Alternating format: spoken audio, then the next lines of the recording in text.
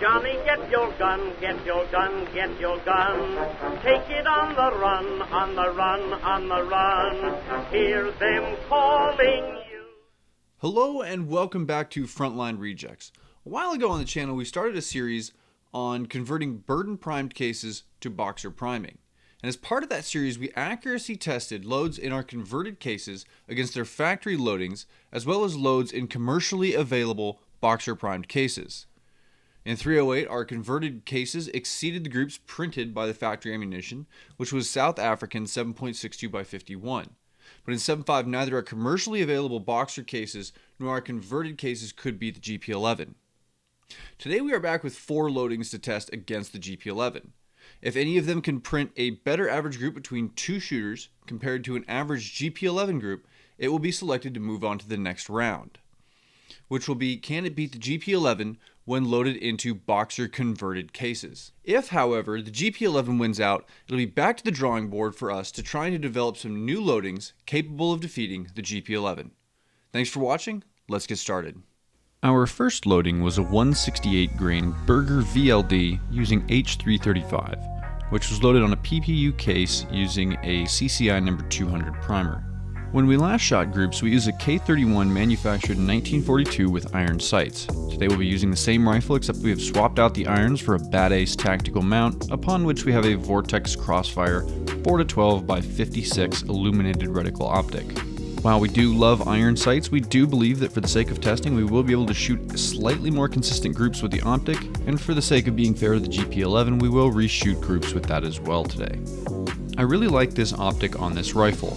It has, I think, the largest objective diameter of any optic either of us own, and Vortex specifically calls it their Hog Hunter model. With the large front end and the illuminated reticle, it's great for low-light situations, and I purchased it for deer hunting on the Olympic Peninsula, where I'm generally limited to sub-200-yard shots, thick, dark forests, and black-tailed deer which really don't come out to play in the daytime during hunting season. Minus the flyers, the 168s loaded on H335 held very consistent groups.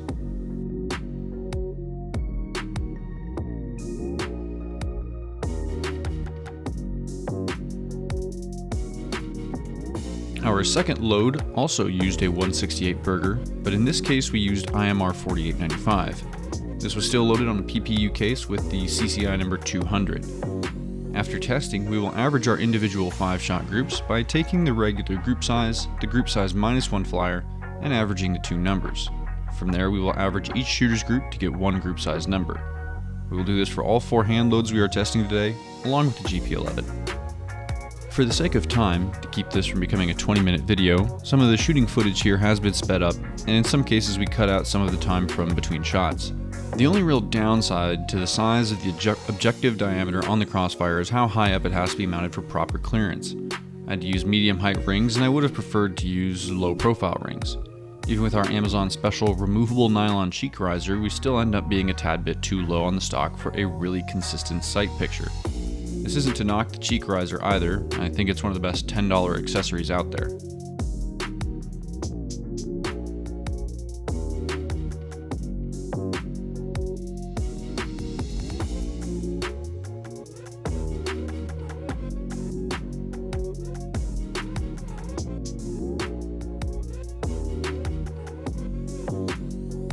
The third group was a 190 grain Berger running a charge of N160. Again on PPU cases with a CCI number 200 primer. We didn't have a huge amount of confidence in this load. I would have preferred 190 SMKs, but we had several of these lying around at the time, so we figured we'd give them a shot. The majority of the load data that we used for these rounds we sourced from a website called SwissRifles.com. It's a fantastic site, just a huge amount of knowledge on it. Historical data, identification data, and what I've appreciated most, load data. Some data was also sourced from the Hornady manual. I'm not the biggest fan of the Hornady book, but it's cool they have 7.5 Swiss data in it, because my Lyman manual does not. What was real interesting here about the 190s is how Andreas' group was centered high just above the bullseye, and mine was low left, especially considering we hadn't adjusted the optic at all. The fourth group, and the last of our hand loads, was a 175 grain Sierra Match King hollow point boat tail. We still used a CCI number 200 primer, but these were loaded on Norma cases. My default when I hand load for most platforms in .30 caliber is a Sierra Match King. first started hand loading for 308, and the 175 SMK was my go-to. Last time we ran this test, though, the 175s didn't beat the GP11, so we figured we'd try some of the Bergers because the recommended seat depth is the same as the GP11 factory load due to the profile of the bullets being very similar. I definitely shot my best group of the day with the 175s. Our fifth and final group was with GP11, the OG. My first shot was a flyer. I pulled that, not a result of the ammo, that was me. The only reason I didn't reshoot was because I had shots I pulled on the hand loads as well. We both did, which is why we take averages derived from the group minus a flyer. Mid-shooting, our shooter camera decided to die, and rather than interrupt Andreas in the middle of his group while he was in the zone, I figured it was best to just let him finish.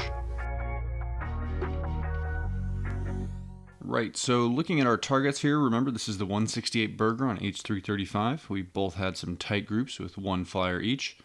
My group, which is on your left, measured 2.03 inches, and Andreas's was 2.17 inches. When subtracting a flyer, this turned out to be my best group at just over half an inch. Next up, we again had the 168 Berger, this time with IMR 4895, and I shot a 2.23 inch group here, and Andreas of 1.42. When accounting for a flyer, this turned out to be Andreas's best group at 0.775 inches. The 190 Bergers didn't perform too well, and they might have done better if we'd picked a different powder, but my group was 2.98 and Andreas's was 1.98. This load seemed to have the largest disparity in grouping location on the target compared to any of our other hand loads. The 175 SMKs were my best group without subtracting a flyer, 1.48 inches for me, 2.33 inches for Andreas. The GP11 was on par for me with my worst group. I shot a 3-inch group, almost the same as my 190 Berger group, but subtracting my flyer, I had a 1.2-inch group. Andreas had a much more respectable 1.64-inch group. Next up, we have all our numbers pulled together in our spreadsheet. Just to touch on our method again, we took our regular group size, subtracted one flyer, and took the mean. We then averaged that number between both shooters to arrive at what we're calling our total average at the bottom. Our two best groups were with the Berger 168 grain VLDs. On either powder, we ended up with groups averaging just about 1.4 and some change inches, with the H335 being marginally better. In third place was the 175 SMK with a 1.6 inch group, and in last place was the 190 Berg at 2.07 inches. But did we beat the GP11? Well, on the right here we have the GP11 graph, and yes, 3 of our loads printed better groups than the GP11. Now we could say, well, my one flyer from the GP11 group skewed the numbers, but if we look at the group size minus one flyer, I shot a group more than twice as tight as the GP11 with the 168 on H335, and my 175 SMK group was also much tighter. So I don't think that flyer is a major factor here. From an overall numbers standpoint, our winner is the 168 Berger VLD on H335, which will move on to the next round. Now, to empirically show that our hand loads are superior to the GP11, we should, in theory, shoot 5 to 10 groups each of the different hand loads, along with the GP11 to generate a larger data pool. This would generate a higher confidence interval in the accuracy of our produced rounds. We aren't going to do this because of supply chain and budgetary constraints. This is part of the reason we continually average our scores. Using this method, we can smooth out outliers and try to get a better picture with less data points. Because results should be repeatable, we are publishing our load data here on your screen, and we encourage anyone who is interested to independently confirm our results. Of course, this comes with the standard caveat: reloading is dangerous and you should be extremely careful. Do so at your own risk. All the data we used came from SwissRifles.com and the Hornady reloading manual, and our rifle didn't exhibit any pressure signs or other indicators of concern. What we'll be doing next is taking the loads which produce tighter average groups than the GP11 and loading them into burden to boxer converted cases to once again try and beat the GP11. After that, we've got some longer range stuff planned with whichever winning load we select, and we hope to see you join us then. Thanks for watching. We'll see you next time.